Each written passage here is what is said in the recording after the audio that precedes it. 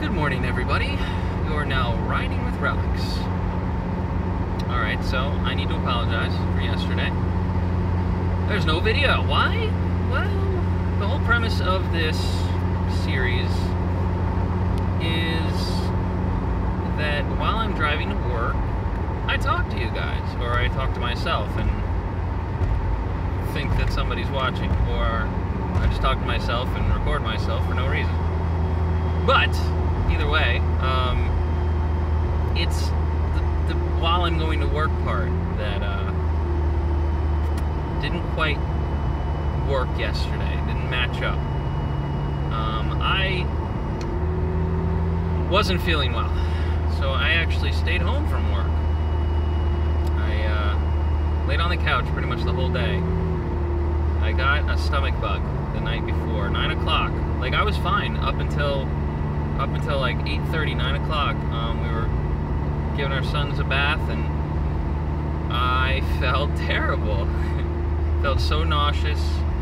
And then after we put the kids to sleep, felt even more nauseous. Went to bed and felt okay. Woke up a couple times in the middle of the night, and then in the morning I felt worse. I took a shower and, got ready, but then I just was in and out of the bathroom multiple times before I even was going to leave for work, and I was like, I just can't. I feel terrible. My stomach it feels like a roller coaster in there, and I can't get out of a laying down position without feeling terrible. And I know it probably would have been an amazing video if I did go to work and ended up throwing up. You guys, you YouTube community, you guys love to watch people throw up, right? So that would have been, I probably would have got 1 million views just with that one right there.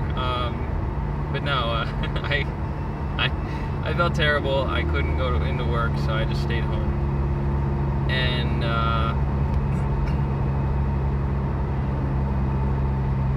yeah, that was my day. My day was on the couch and in the bathroom every 10-15 minutes.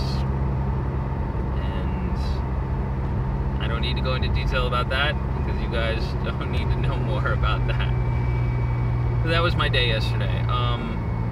On the other side, it was kind of a good thing that I was there. I was able to keep track of our youngest, who's 6 months old, while my wife was potty training our oldest. So she was taking care of any possible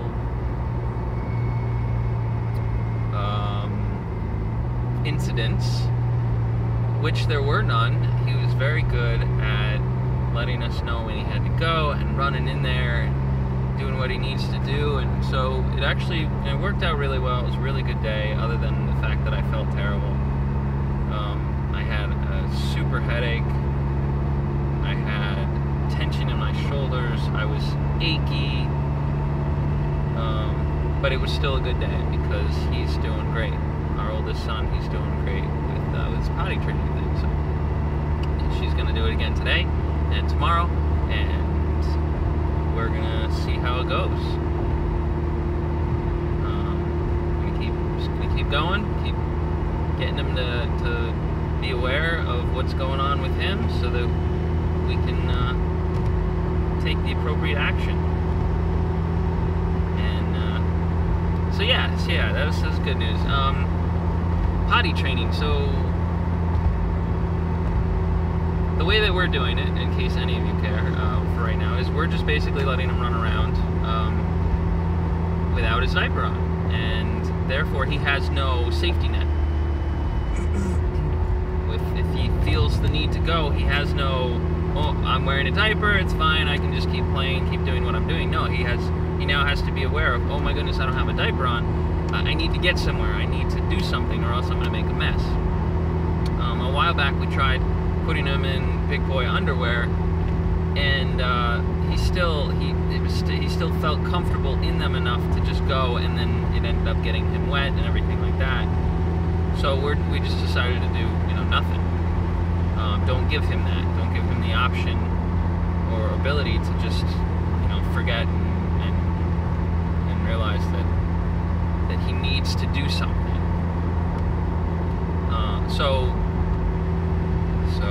Can you make a message out of this? Well, yes, you can. So the way that we sometimes live life is we live life with a lot of safety nets. I don't know what yours might be. I don't know what mine are anymore.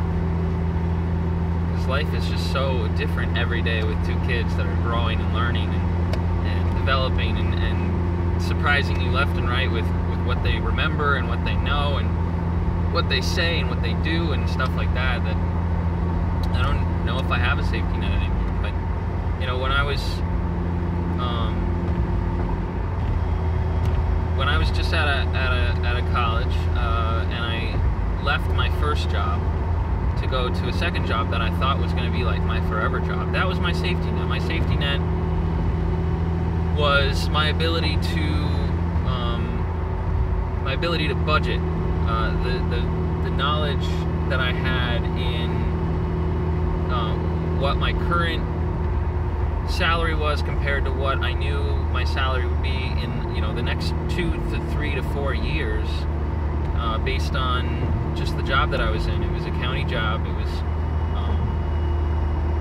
really, really good benefits, everything like that, and I was in a program that gave certain specific salary increases for the first 2 years, and then based on different figures that were in the system that I could see, I could basically tell what my salary could be or would be for the next 5 years. So my safety net was budgeting out the next 5 years based on that, based on what my salary would be, based on where I was working, taking a look at everything, putting everything in a spreadsheet, figuring out how quickly I could pay off my student loans, and what we'd be able to do, when we would buy a house, when we would start. This was way before we even had kids. I was in this perfect job, and what I thought was a perfect job, and that was where I was at. That was my safety net. It was all of this working together, working well,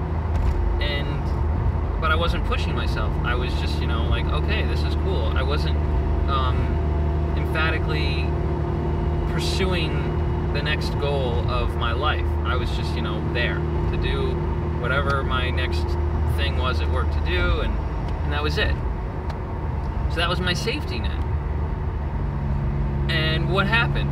Some of you who know me in person know what happened. For those of you who don't, I'm going to tell you right now. I lost my job. I got fired. I got fired from my job. They let me go. And the reason as to why is not necessarily important. It was some things. Point is, it happened because it happened. It needed to happen. My safety net needed to be taken away so that I would then pursue things.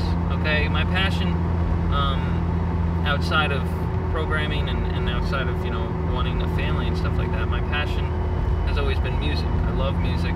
I love making music, and I never had time to do it because I was always busy with stuff. I was always so busy. And now I am busy again, obviously, but with 2 kids and a house to take care of.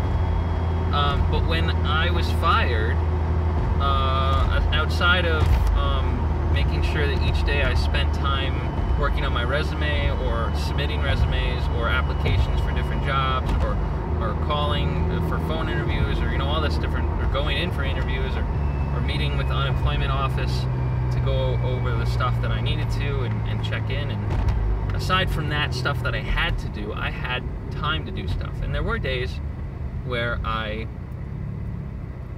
played video games and wasted the day, I feel. But there were other days where I was so productive, and I wrote songs, I wrote songs. Like in the 8 months that I was unemployed, I think I wrote 11 songs. I haven't done anything with them since, and that was over 2.5 years ago, but I wrote them, and I feel accomplished for having written them. They exist now. They're out there. They're out of my brain, and they're on paper. They need to now go from paper to recording, and then recording to production and all that stuff. But that's another thing.